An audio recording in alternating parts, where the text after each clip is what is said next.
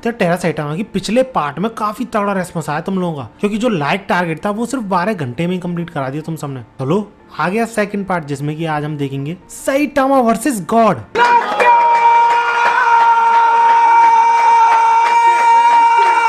जो कि one of the most hyped fight है पूरे सीरीज की, और सारे एनिमेज को भी इंक्लूड करोगे तो उनमें भी टॉप 10 में तो आएगी ही। एंड इसी फाइट की स्टार्टिंग आज मैं इस वीडियो से करने वाला हूँ, so if you interested keep watching.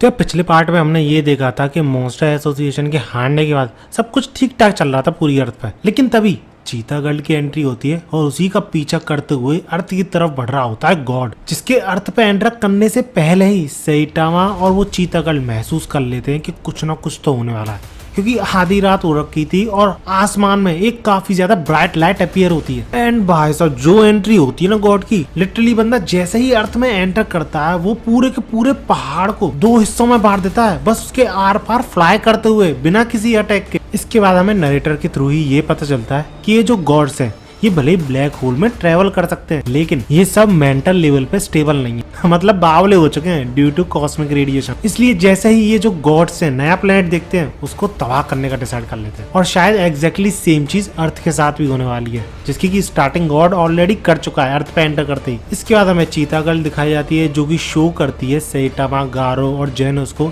एक डायमेंशनल स्टोन, जिसकी हेल्प से वो फ्रीली पूरे के पूरे स्टार सिस्टम में इधर से उधर ट्रेवल कर सकती है, और इसी का यूज करके वो गॉड के शिकंजे से भागी थी और अर्थ पे पहुंची थी। अब इन तीनों को ज्यादा कुछ क्लियरिटी तो नहीं थी कि क्या बात चल रही है यहाँ पे, लेकिन स्टिल उनको इतना तो समझ में आ जाता है कि इसी डायमेंशनल स्टोन का यूज करके वो तुरंत ही गॉड के पास पहुंच सकते हैं, यानी अर्थ की उसी लोकेशन पे जहाँ पर की गॉड एंटर हुआ है। और क्योंकि चीता गर्ल की सेंसेस बताती हैं कि ये तीनों one of the strongest warrior हैं अर्थ के, तो इसलिए वो डिसाइड करती है कि वो इन तीनों को गॉड के पास ले जाएगी। इसके बाद ये सब जैसे ही टेलीपोर्ट होते हैं गॉड वाली लोकेशन पे, तो ये तीनों तो बड़े स्टाइल से आते हैं, लेकिन अपना सैटामा वही नॉर्मल फेस बना के रखता है। अब उस लोकेशन पे पहुंचने के बाद जब वो सब लोग आसपास देखते हैं तो भाई साहब तबाही मच रखी थी। वो सब यही सोच रहे थे कि आखिर यहाँ पे हुआ क्या है, ये सब क्या हो रखा है। एंड तभी एयर प्रेशर के थ्रू उन सबको रियलाइज होता है कि कोई ना कोई चीज तो उन सब की तरफ बढ़ रही है। फॉर एग्जाम्पल अगर तुम्हारे बगल से कोई बस गुजरती है कभी भी, तो तुम्हें एयर प्रेशर का एहसास होता है ना, तो वही है, बस यहाँ पे गॉड काफी स्पीड से चल रहा है, इसलिए पहले ही वो एयर प्रेशर महसूस होने लग गया इन सबको। और भाई साहब गॉड कोई नॉर्मल एंट्री नहीं लेता, वो पूरे के पूरे पहाड़ को चीरते हुए उन सब की तरफ बढ़ रहा होता है, जिसपे गारो भी शॉक हो जाता है, फट जाती है उसकी कि भैया ये कैसी एंट्री है। लेकिन दूसरी तरफ सैटामा बिल्कुल चुप और फाइट करने को तैयार। इसके बाद फाइट में सबसे पहले उतरता है गारो अपनी flowing water smashing rock fist के साथ, लेकिन उसके अटैक का कोई भी फायदा नहीं होता, क्योंकि गॉड आसानी से उसके अटैक को डॉज कर लेता है, जबकि गारो कितना फास्ट है तुम सबको पता ही है। इसके बाद जेनोस उस गॉड पे अटैक करने का ट्राई करता है, वही अपने इंसेनरेशन कैनन के साथ, लेकिन गॉड काउंटर में अपना अटैक करता है जेनोस की तरफ, जिससे कि जेनोस का अटैक बिल्कुल नलिफा हो जाता है। इनफैक्ट गॉड का अटैक जेनोस के अटैक को चीरते हुए उसकी तरफ बढ़ रहा होता है, और ये महारानी यहाँ पे खड़े होकर तमाशा देख रही है। बट अपना टकलू सैटामा सही टाइम पे पहुंच के जेनोस को बचा लेता है, क्योंकि गॉड का अटैक अगर जेनोस को लगता तो वो मर ही जाता। कि उस अटैक का लेवल तुम इस पैनल को देख के समझ ही सकते हो। लेकिन गॉड इसके बाद भी कोई मौका नहीं देता। जैसे ही सैटामा सही जगह पे लेके जाता है जेनोस को उसे बचाने के बाद, तो तुरंत ही गॉड वहाँ पे अपीयर हो जाता है और उन दोनों को एक ही अटैक में लपेटने की कोशिश करता है, जिसपे सैटामा जेनोस को धक्का देके उसे बचा लेता है, एंड सैटामा खुद उस अटैक को अपने ऊपर ले लेता है।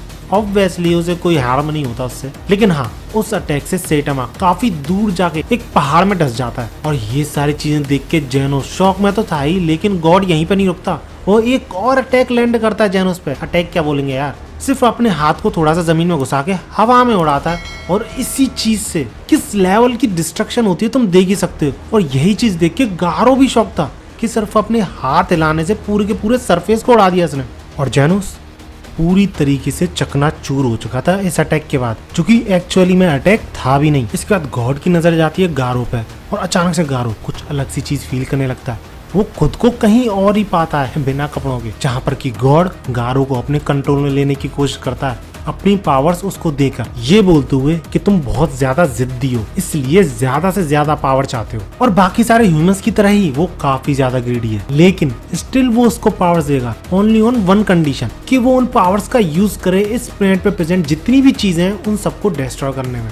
इसके बाद गॉड ये भी बताता है गारो को कि वो पहला नहीं है, उससे पहले भी उसने कई सारे लोगों को पावर्स दिए हैं, लेकिन सब के सब निकम्मे हैं, किसी से भी कुछ भी नहीं हो पाया। इस प्लेनेट को डिस्ट्रॉय करने में सब फेल हुए। अब इसके पीछे का सबसे बड़ा रीजन कौन है हम सब जानते हैं। और इन्हीं बातों को कंटिन्यू करते हुए ये गॉड बोलता है कि अगर गारो जैसा गॉड बोल रहा है वैसा करता है तो वो सबसे ज्यादा पावरफुल होगा एक्सेप्ट गॉड। इसके बाद गारो थोड़ा चुप हो जाता है और मुस्कुराने लगता है क्योंकि उसे सारी चीजें याद आने लगती हैं जो उसने पहले की थी। पावर के चक्कर में उसने क्या क्या गवाया है और अब कैसी लाइफ जी रहा है, ये सारी चीजें उसे दिखाई दे रही थी अपनी आंखों के सामने। इसलिए बंदा तुरंत ही चिल्लाते हुए ये बोल देता है आई एम नॉट इंटरेस्टेड और दफा हो जा मेरे सामने से। जिस पर गॉड गारो को फुलिश ह्यूमन बोलता है और इन दोनों के बीच में फाइट होने की तैयारी शुरू हो जाती है। लेकिन वही ये चीता गर्ल ये पता नहीं क्या करने आई है यहाँ पर। अपना प्लेनेट तो तबाह करा ही लिया, अब अर्थ पे आके सेटम और इन तीनों की हेल्प भी नहीं कर रही। लेकिन कॉन्फिडेंस आसमान छू रहा है इस बंदी का। लिटरली बंदी ये बोलती है this is bad, 2 are already down, I need to finish this now. ये सबसे बड़ा जोक था सही में पूरी मांगा का। लेकिन फाइनली ये थोड़ा बहुत फाइट करने की कोशिश करती है गॉड से, और ये जब भाग रही होती है तो पता नहीं ये पैनल कैसे सोच के क्या ही बनाया है जिसने भी ये मांगा ड्रॉ की है। सही में यार काफी सारे पैनल्स तो नेक्स्ट लेवल हैं, लेकिन कुछ पैनल्स तो बच्चों जैसी ड्राइंग लग रही हैं। खैर चीता गर्ल के साथ साथ गारो भी फाइट करने को तैयार हो जाता है ये बोलते हुए कि मेरे सर में बक बक करना बंद कर और फाइट कर भी सकता है मुझसे तू fight. Are you serious right now, bro? और इसके बाद गॉड सिर्फ अपना हाथ हिला के एक डेडली अटैक करता है जो कि एयर प्रेशर की हेल्प से किसी भी नॉर्मल इंसान को फाड़ के रख सकता था। लेकिन गारो उसको डॉज कर लेता है एंड चीता गर्ल के साथ गॉड पे अटैक करने की कोशिश करता है, जिसके काउंटर में गॉड अपने हाथ को जमीन में मारता है और उसके चारों तरफ से जमीन उभर जाती है। और क्योंकि ये चीज काफी ज्यादा स्पीड से होती है तो गारो और वो चीता गर्ल दोनों उभरी हुई जमीन में पिल जाते हैं। अब टू बी ऑनेस्ट यार पहले तो मुझे ये अटैक समझ में नहीं आया कि आखिर ये किस तरीके से हाथ मार रहा है और अगल बगल से जमीन कैसे ऊपर उठ रही है और इन दोनों को क्या हुआ, क्या ग्रेविटेशन फोर्स लगी है क्या इन दोनों पे। लेकिन बाद में ये क्लियर होता है कि अगल बगल से जमीन बहुत स्पीड से ऊपर गई है जिस वजह से इन दोनों को बहुत ज्यादा ग्रेविटी का एहसास हो रहा है। खैर इसके बाद सीन चेंज होता है और हमें सैटामा दिखाया जाता है जो कि बहुत ज्यादा गहरी सोच में नहीं गॉड के बारे में नहीं सोच रहा था। वो सोच रहा था एक बहुत बड़ी मिस्टेक के बारे में जो कि उसने अभी रिसेंटली की है। वो जब घर से निकला था तो कंसोल को स्विच ऑफ करने से पहले गेम को सेव करना भूल गया।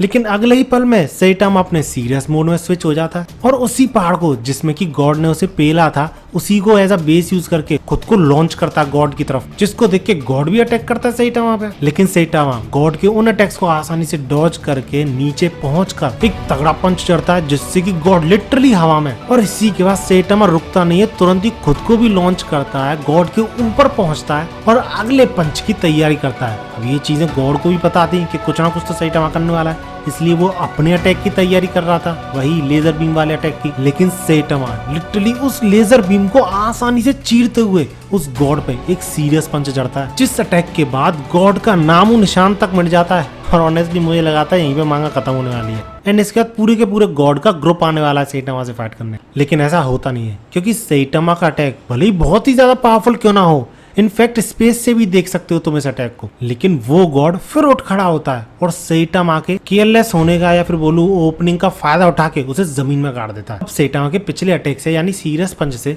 ये चीता गर्ल शॉक्ड तो थी, लेकिन अब दिक्कत वाली बात थी क्योंकि स्ट्रॉन्गेस्ट अपोनेंट जो कि फाइट कर सकता था अर्थ पे गॉड से, वो जमीन में गाड़ा जा चुका है। और यही चीज सबसे ज्यादा शॉकिंग थी इस चीता गर्ल के लिए, जेनोस के लिए, और गारो वो तो अभी बेहोश है। बट इन दोनों को समझ में नहीं आ रहा था कि अगर ऐसे ब्लो के बाद भी अगर गॉड जिंदा है यानी ये एंटिटी जिंदा है तो इसको हराएंगे कैसे। और ये बंदा यानी गॉड अभी अभी मरते मरते बचा है, लेकिन कॉन्फिडेंस पूरा है। और इसी कॉन्फिडेंस के साथ वो ये बोलता है such a powerful life form but even black holes can not kill a god. अब भैया मैं एक ही चीज बोलूंगा इस गॉड से, तुझे पता भी है सैटामा ब्लैक होल्स के साथ क्या करता है।